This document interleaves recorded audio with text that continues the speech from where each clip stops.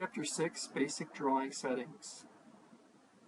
Today we're going to look at the chapter objectives, looking at basic settings for setting up a drawing, know how to start a drawing using a template, being able to specify desired units, angles, and formats, and precision for a drawing, being able to specify drawing limits, being able to work with snap and grid, understanding the basic functions and use of a layout, and basic principles for printing and scaling from a layout.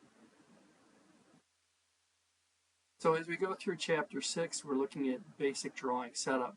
And basic drawing setup is for when you don't use a template. So for example, if we were to just start AutoCAD from a blank screen, we would have to go through and designate the units, the drawing limits, the snap, and the grid. And then there's all these additional values. And I'll do something really quick here just to kind of show you. But the main way to work with drawing setup is to use templates, and we have those. And so if I were over here in the CAD system, our architectural title block, and if I come back to a window to the start, and what you want to do when you're working with AutoCAD, if you want your screen to look like mine, is you want to use this little arrow next to the paper airplane and use the menu bar.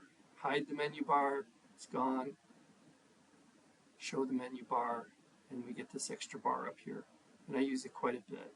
So here's our main splash page for starting our drawings, and if I wanted to start a new drawing without a template, I can just grab, well, I can, with a new drawing, I can just start with an AutoCAD default template, and then what I would need to do would be to go and set up the units, and I'm just going to type the commands.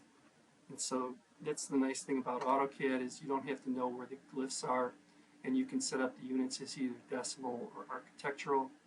I'm going to leave this as decimal. I'll OK that. We could then go through and type in the limits, and we could just take the default lower left-hand corner being 0, 0, upper right-hand corner being 12, 9. And you don't notice any change unless you go into grid display. Change the grid display setting from 3 to 2, then you'll see the drawing limits within the grid display. And then they talk about snap, which we can say snap, and turn on our snap by hitting the down arrow on grid, which is already on.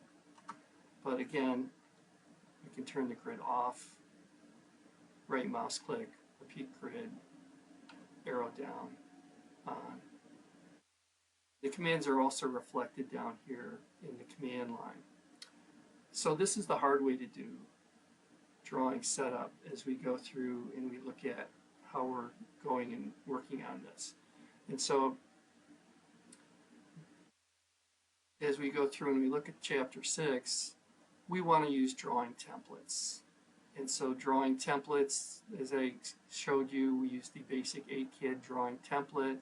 And then these are all the settings that we were working with. We work with units, we work with limits, we work with snap and grid. And then as you go into more of these settings, we'll save these for another time when we get in more time or more advanced settings. Because a good CAD manager will set up your drawings for you. Here's our drawing units.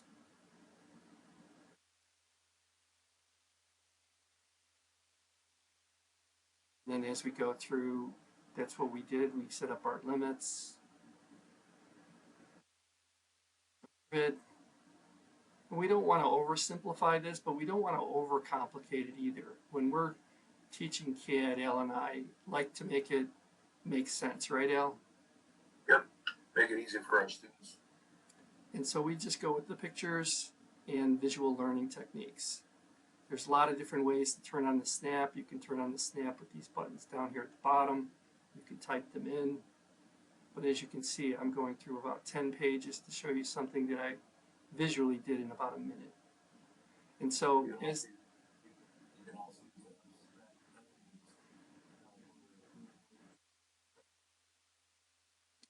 right, and so there's a lot of different ways to turn on grid and snap and things like that. But when we talk about using title blocks, basic drawing setup, really what we want you to do is to use the title blocks that Al and I have for you, and they're located in D2L under all title blocks for CAD 116, right, Al? Yes. And we've downloaded them. And so what you can do is you can download these files. You just click on the number, the arrow, and hit download. And then they'll pop up in your AutoCAD like this.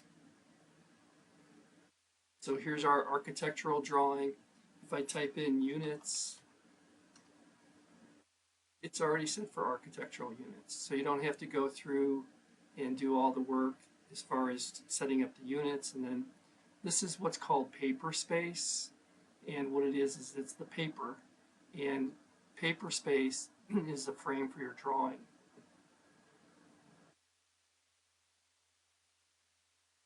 It's model space, this tab right down here on the left, or you can click on this little button right here. Left. Model space is your drafting. You can draw something in model space, and then go to one of these tabs here. It'll be reflected in the viewport. And if you don't see anything in the viewport, what do, Al?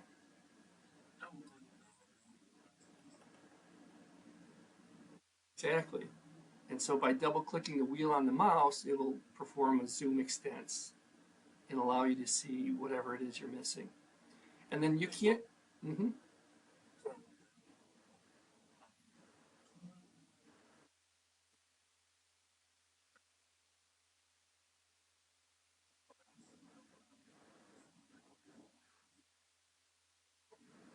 Good point. I would recommend saving the file by going either to the big red A or the file. And so we'll do it.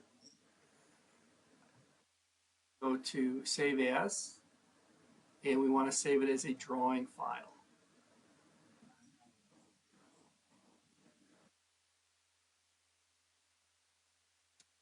Drawing files are for naming your file. DWTs are templates like with Word where you just want to maybe create a resume or something. It's a blank template that just says document one. And the AutoCAD template, it works in the same fashion where this one, this is the fifth drawing that I've worked on today, so it's calling it drawing 5. So when we save these, we want to save them as our initials. And then if this was going to be my module 3, I might say mod 3A.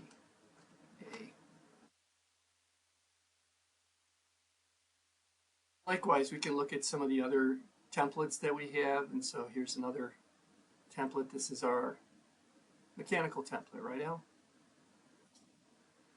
Again, it's set up for us. So if we type in units,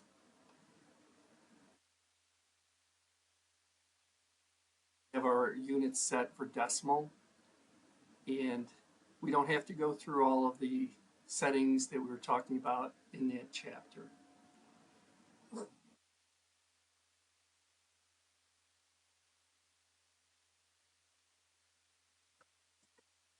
They are. In fact, we have these set up so we have an object line layer, a hidden line layer, a dimension layer, a viewport layer.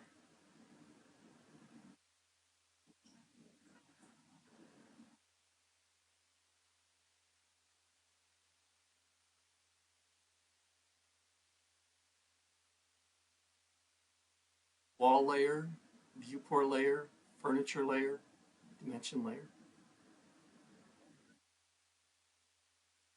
All right, let's continue. So we want to use these layouts.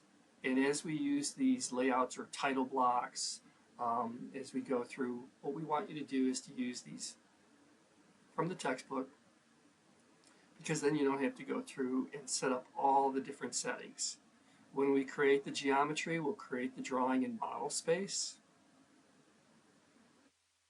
and then it'll show up in a viewport in paper space. And so you could see how I was demonstrating that with this circle. I come back into model space and make a change. Let's say I want to use different color. You want to draw a rectangle. You also want to use line weights. Line weights make things easier to see. What are the recommended customization that you would say to use, Al?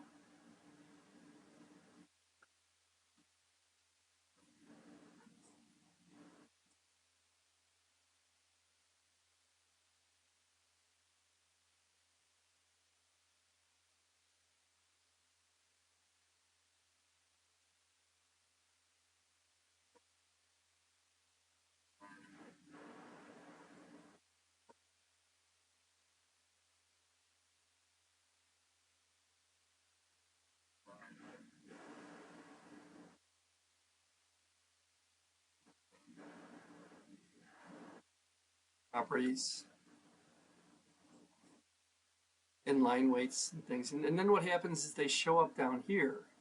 And so when you check them off and you hover over something like OSNAP, they tell you what the words are for it. All right, and so what I did was I went to model space and I drew a rectangle, and then when I go to a layout, you have to double click in the viewport and then you can see the square for that. And so that's how it works. You have a viewport where you are able to display what you draw, and we can actually go through and scale it. If I want this one at half scale, ooh, big, quarter scale. That's why we want to put on some dimensions. Oh, did I? I'm sorry.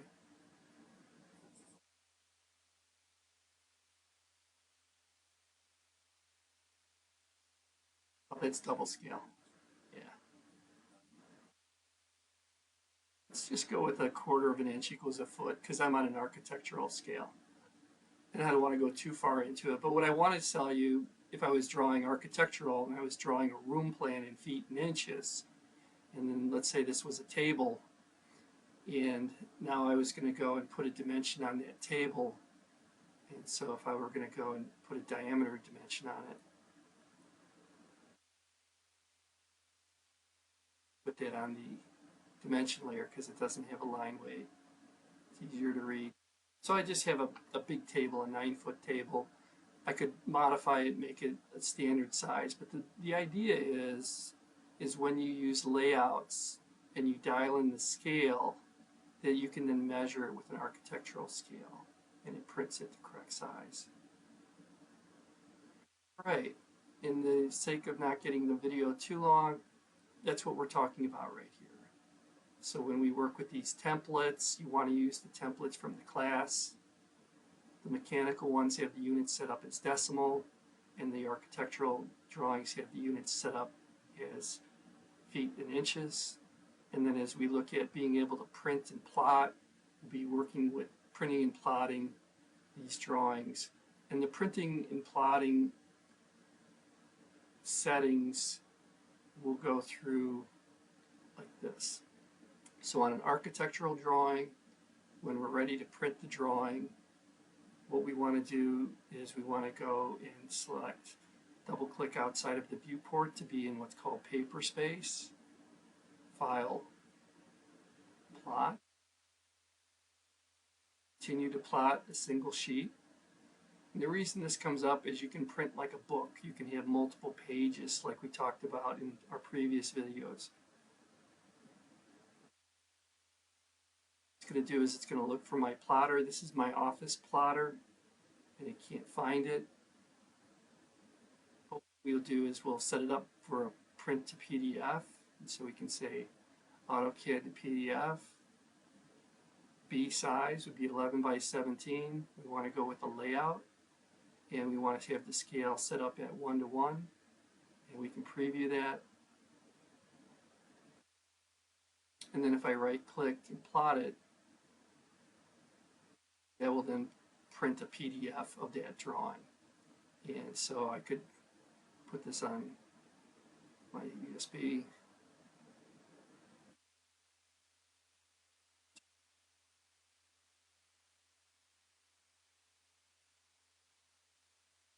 PDFs are really a great way to go, and it prints out that drawing for us.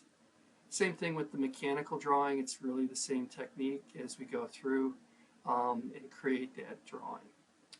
All right, so that's chapter 6, and I'm going to stop this recording and we'll post that in module 3. Remember that the outline of topics has your reading assignments color-coded, and that's what we're doing is we're tying those textbook readings to the outline of topics.